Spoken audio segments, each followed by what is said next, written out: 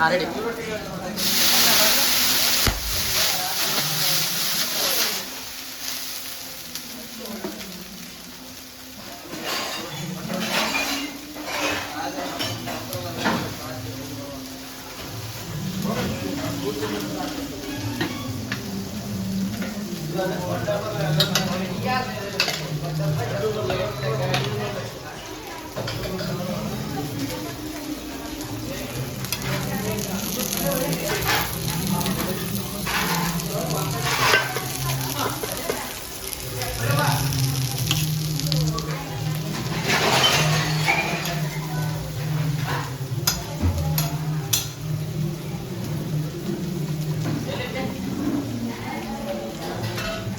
ನಮ್ಮ ಹೋಟೆಲಿನ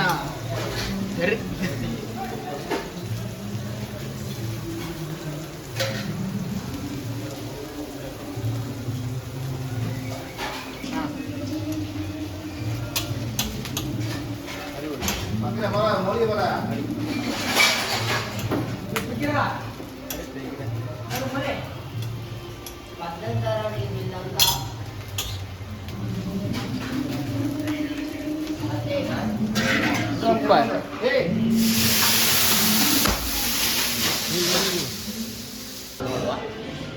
ಮೊನ್ನೆಯಿಂದ ನಾನು ವಿಡಿಯೋನ ಕಟ್ ಮಾಡಿದೆ.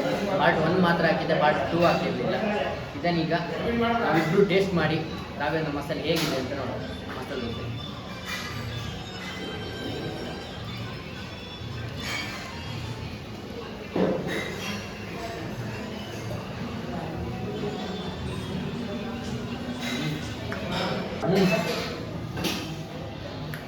ಏನು ಟೇಸ್ಟ್ ಅಂದರೆ ಆ ದೋಸೆ ಕ್ರಿಸ್ಪಿ, ಆ ನಾಲಿಗೆ ಟಚ್ ಆಗುವಾಗ ಏನೋ ಅದು ಚಟ್ನಿ ಒಟ್ಟಿಗಂತೂ ಸೂಪರ್. ಸಾಂಬಾರಿಗೆ ಒಂದು ಟೇಸ್ಟ್ ಮಾಡಿ ನೋಡುವ.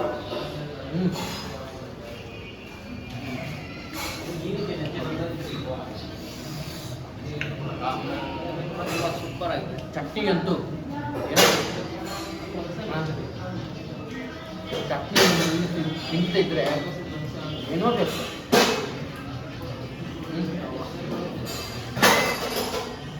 ಆ ಕೆಂಪು ಚಟ್ನಿ ಏನು ಪರಿಮಳ ಬರ್ತಿದೆ ಅಂದರೆ ಕಾಯಿ ಚಟ್ನಿ ಮತ್ತು ಸಾಂಬಾರು ಸೂಪರ್. ಆಹಾ,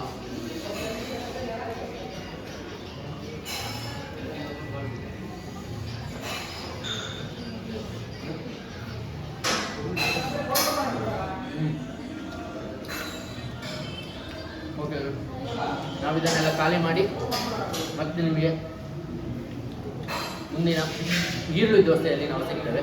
ಈರುಳ್ಳಿ ದೋಸೆ ಹೇಗೆ ಮಾಡೋದು, ಯಾವ ರೀತಿ ನಾವು ತಯಾರಿಸ್ತೇವೆ, ಅದನ್ನೆಲ್ಲ ರಾಘವೇಂದ್ರ ಹೋಟೆಲಲ್ಲಿ ಹೇಗೆ ಮಾಡ್ತಾರೆ, ತುಪ್ಪ ಹಾಕಿ ಈರುಳ್ಳಿ ದೋಸೆಯನ್ನು ಹೇಗೆ ಮಾಡ್ತಾರೆ, ಅದು ಟೇಸ್ಟ್ ಹೇಗೆ ನಾನು ನಿಮಗೆ ತೋರಿಸ್ತೇನೆ.